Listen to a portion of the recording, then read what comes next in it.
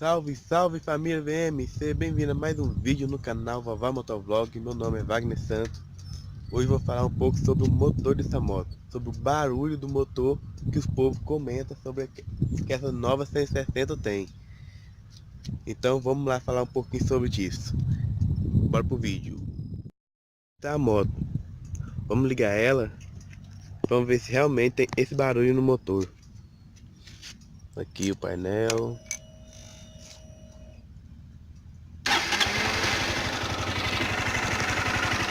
Já comenta aí no vídeo aí, ó, se a moto tá com barulho no motor ou não.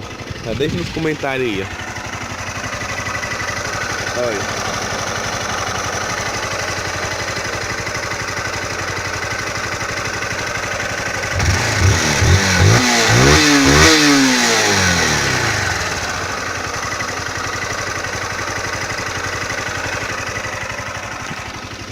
Vou ligar aqui.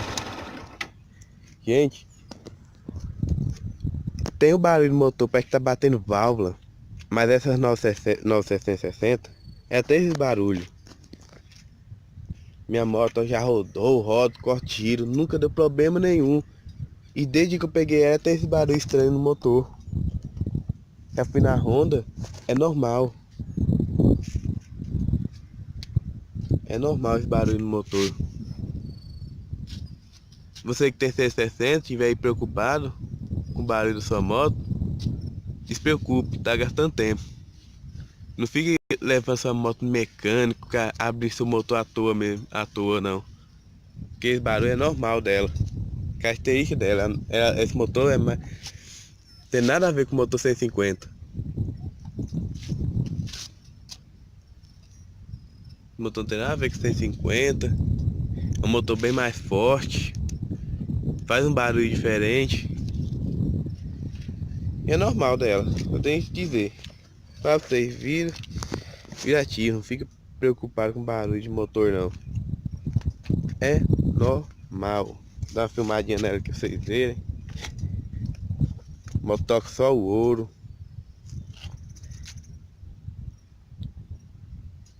Em breve estou fazendo modificações nela, comprando itens. Vamos ver durante o vídeo.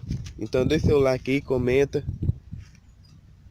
e compartilha o vídeo se gostou. Falou, valeu, fui!